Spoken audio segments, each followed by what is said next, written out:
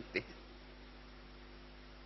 जितना हम शांत स्वरूप की स्थिति में रहते हैं, जितना आनंद स्वरूप की स्थिति में रहते हैं, जितना शक्ति स्वरूप की स्थिति में रहते हैं, उतना हम आत्मानुभूति कर सकते हैं। वास्तव में ये 7 गुणों में से कोई भी गुणों की कमी, यही वास्तव में हमें देह अभिमान लाता है। इसलिए 7 गुणों को हमें क्या करना है? बढ़ाने का प्रयास करना है। आनंद में रहने का प्रयास। आनंद कब आएगा? मुझे कौन मिला है, मुझे कौन पढ़ाता है, मैं भविष्य में क्या से क्या बनने जा रहा हूं। जितना इन बातों को याद रखेंगे उतना आनंद आएगा, और उस आनंद के द्वारा हम आत्मा अनुभूति कर सकते हैं। इसलिए 7 गुणों का अभ्यास।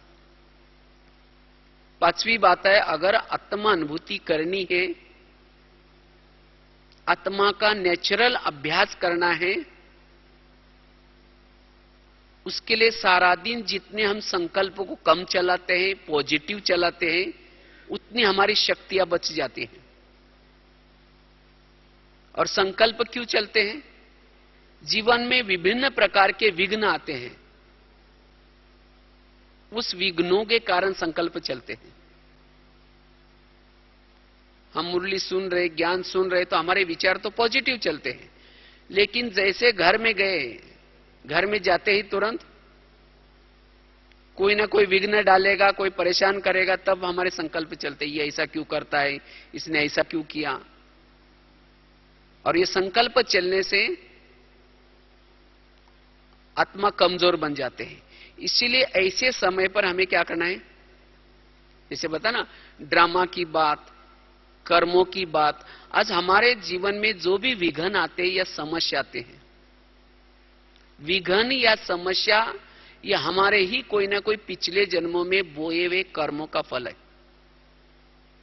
हम जो संपर्क में एक दूसरे के आते हैं, वो किस आधार से आते हैं? कर्मों के आधार से।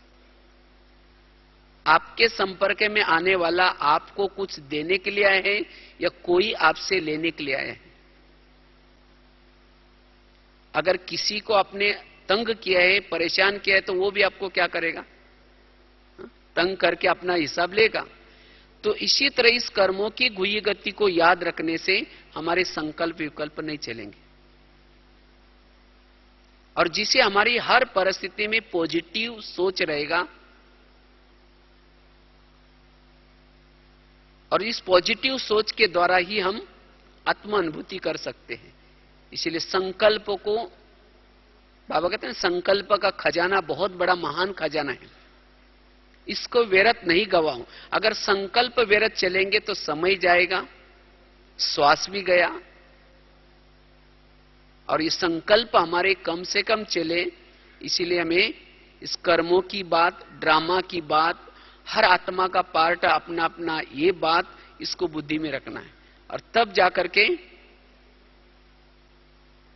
कम से कम संकल्प चलने से हम नेचुरल आत्मा अनुभूति का अभ्यास कर सकेंगे।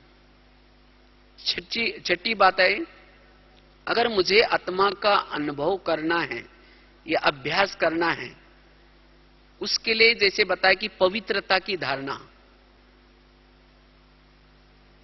जितनी हमारी पवित्रता की धारणा है उतना हम आत्मा अनुभव कर सकते हैं।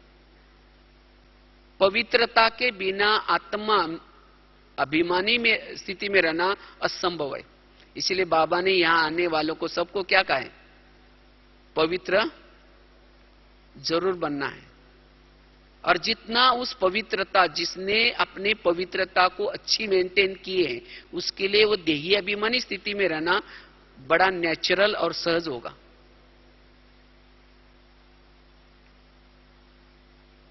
पवित्रता के द्वारा हम आत्मानुभूति कर सकते हैं। इसलिए बाबा कहते बच्चे पवित्रता की पालना करो, संपूर्ण पवित्रता। क्यों? इसकी पवित्रता की क्यों आवश्यकता है? जैसे पहले जमाने में एक चिमनी आती थी, छोटा सा दीवा, उसके अंदर केरोसिन डालते थे। केरोसिन डालने से क्या होता है, उसकी ज्योति जलती रहती। अगर उस चिमनी के अंदर या दीवे के अंदर केरोसिन नहीं है और माचिस लगा, वो जलेगा? उसकी फ्लेम नहीं जलेगी। तो इसी तरह इस शरीर रूपी चिमनी में, शरीर के अंदर भी पवित्रता रूपी केरोसिन, पवित्रता आवश्यक है।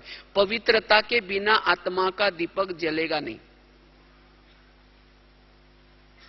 इसीलिए जिन्होंने इस पवित्रता की पक्की धारणा की है, इस पवित्रता के ऊपर अटेंशन है, वो सहज आत्मा अनुभूति कर सकता है।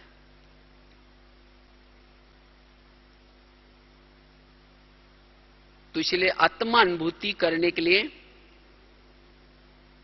ये पवित्रता की धारणा। उसके बाद 7वीं बात है लास्ट की, अगर पवित्र आत्मा की अनुभूति करनी है, उसके लिए अमृत वेला का योग। जितना हम अमृत वेला अलर्ट होकर के, जागृत होकर के योग का अभ्यास करते, उतनी हमारी सारा दिन क्या रहेगी, आत्माभिमानी स्थिति रहेगी। अगर अमृत वेला ऐसा ही नेमिनाथ बंद करके उठ गए, बस झुटका लगाते, ऐसा वैसा किया, अगर अमृत वेला ढीला है तो सारा दिन क्या रहेगा, देह भान रहेगा। और जब देह भान रहेगा तो कई प्रकार के विघ्न आएंगे। दूसरे की कमजोरी दिखाई पड़ेगी, कोई संस्कार टकराएगा, लोगों के भी, दूसरे के भी स्वभाव संस्कार टकराएंगे। तो फिर कहते हैं पता नहीं ज्ञान में तो चलते, मुरली भी रोज सुनते, पता नहीं फिर भी विघ्न आ रहे। तो ये विघ्न क्यों आ रहे? विघ्न तो आते जाएंगे, लेकिन आत्मा अभिमानी स्थिति में रहने से वे विघ्नों का पता भी नहीं चलेगा। क्योंकि आत्मा अभिमानी स्थिति में रहने से हमारी स्थिति ऊंची रहती है, लाइट रहती है। इसीलिए बाबा कहते बच्चे ये मेहनत करो, और उसके लिए 6-7 बातें अगर उसका अनुभव करना है तो उसके लिए 6-7 बातों के ऊपर हमें क्या करना है, अच्छी तरह अटेंशन रखना है। तब हम आत्मा अनुभूति कर सकते हैं। और जब आत्मा अनुभूति में है तो हम सहज योगी, कर्म योगी, इतना ही नहीं जिसको बाबा कहते हैं एवरेडी रहो। एवरेडी किसको कहेंगे? जिसकी आत्मा अनुभूति सदा नेचुरल नेचर है, वो एवरेडी है। एवरेडी अर्थात उनको लगेगा नहीं कि नहीं अभी कुछ समय विनाश नहीं होना चाहिए। वो ना विनाश से डरेंगे, नहीं ना कोई और बातों से डरेंगे, वो निर्भय बनेंगे। आज भय किसको लगता है? देह भान वालों को भय लगता है। इसीलिए अगर हमें एवरेडी बनना है, अपने समय को सफल करना है, कर्मयोगी बनना है, संस्कारों को परिवर्तन करना है, तो यह आत्मा का लेसन हमें क्या करना है, पक्का करना है। और उसके लिए केवल सोचना ही नहीं कि मैं आत्मा हूं, लेकिन उसके साथ साथ ये धारणा भी जरूरी है। सोचने से भी हम अनुभव कर सकते हैं। इसीलिए बाबा कहते हैं ना बच्चे, चलते फिरते अभ्यास करो, अनुभव करो। मैं आत्मा आंखों के द्वारा देख रहे हैं, बुद्धि के द्वारा सोच रहे हैं, कानों के द्वारा सुन रहे हैं, मैं आत्मा, इस आत्मा भाई को देख रहे हैं। तो सारा दिन हमें क्या करना है, आत्मा हूं, आत्मा हूं, आत्मा हूं। जितना ये मेहनत करेंगे उतना निरंतर हम प्रभु मिलन का अनुभव भी कर सकेंगे। तो अभी बाबा आने वाले हैं, तो हमें क्या करना है, बाबा के मिलन का भी अगर अनुभव करना है, उसके लिए क्या चाहिए, आत्माभिमानी स्थिति चाहिए। अगर आत्माभिमानी स्थिति नहीं है और यहां करके क्लास में बैठेंगे, समझो बाबा मुरली सुना रहे हैं, तो भी वो अनुभव नहीं होगा। एक बार की बात है, हम मधुबन में ओम शांति भवन में बाबा से मिलने के लिए बैठे थे। तो बाई चांस मुझे जगह मिली थी माताओं के साइड पर। तो गुलजार दादी के तन में बाबा आए थे, आधी मुरली हो चुकी थी। तो एक माता दूसरी माता को कहते, बाबा जी कब आएंगे? वो तो बाबा तो आए थे, मुरली सुना रहे थे, लेकिन वो माताजी कहते हैं बाबा जी कब आएंगे, तो दूसरी माताजी बोलते कि माताजी उठ के जाएगी तब तो बाबा जाएंगे। मना उनको अनुभव भी नहीं हुआ कि बाबा आकर के मुरली चला रहे। अभी कुछ दिन पहले यहाँ एक वीआईपी आया था, तो वो अपने हम मुरली सुनकर के बाहर गए, तो एक वो भाई अपने गाइड को कहता है मुझे तो कुछ पल्ले ही नहीं पड़ा यार। तो पल्ले कब पड़ेगा, जब हम आत्माभिमानी स्थिति में रहेंगे। आत्माभिमानी स्थिति में रहने वालों को बिल्कुल जैसे बाबा जब आएंगे तो उस समय एकदम लाइट माइट जैसे सामने से बाबा दे रहे, वो इधर उधर भी नहीं देखेगा, उसकी एकाग्रता बनी रहेगी। कितना घंटे बैठे हैं ऊपर नीचे, उसकी शरीर की भी एकाग्रता आएगी, शरीर भी हलचल में नहीं आएगा, ना टांगे दर्द होगी। भले 5-6 घंटा भी एक जगह पर बैठे तो भी कोई आत्माभिमानी स्थिति में रहने से उसका कोई भी पता नहीं चलेगा। इसीलिए बाबा कहते बच्चे ये आत्मा हूं ये पाठ पक्का करो। इससे आगे आने वाले प्राकृतिक आपदाएं बहुत आएंगी, बहुत सर्दी बढ़ने वाली है, बहुत गर्मी पड़ेगी, बहुत सारी समस्या आएंगी, खाने के लिए भी कुछ नहीं होगा। ऐसे समय भी अगर हमारे आत्माभिमानी स्थिति है तो प्रकृति के विघ्नों के समय भी हम परेशान नहीं होंगे। नहीं तो कहेंगे हाँ कितनी गर्मी है, वो कितनी सर्दी है, खूब संकल्प चलेंगे।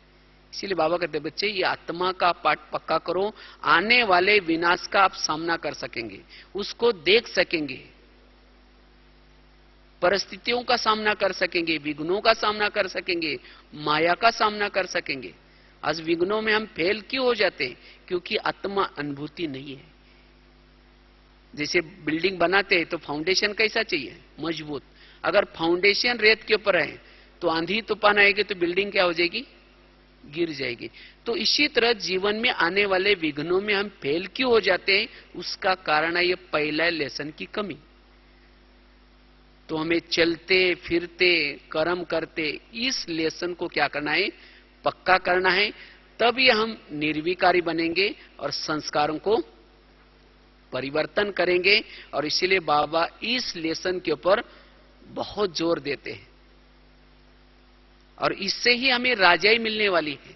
राजा वही बनेगा, बाबा ने पहली मुरली में कहा ना 3 तकत, एक है भ्रुकुटी का तकत, दूसरा है बाप के दिल का तकत और तीसरा है भविष्य विश्व राज्य का तकत। तो भविष्य विश्व का राज्य तकत उसको मिलेगा जिसको जो बाप के दिल तख्त पर बैठता है। लेकिन बाप के दिल तख्त पर कौन बैठेगा, जो भ्रुकुटी के सिंहासन के तख्त पर बैठता है, अर्थात जो आत्माभिमानी स्थिति में रहता है। क्योंकि आत्माभिमानी स्थिति में रहने से गलतियां कम होंगी, नहीं होंगी, कर्मेंद्रिया सब कंट्रोल में रहेगी। तो इसलिए अगर भविष्य की राजाई लेनी है तो भी हमें क्या करना है, यही एक मेहनत करनी है। तो जरूर आप सभी सेवा करते कर्म करते ये पाठ पक्का करेंगे और बाबा के मिलन का आनंद लेंगे और ब्राह्मण जीवन का भी आनंद लेंगे। तो यही पाठ पक्का करना है। अच्छा, ओम शांति।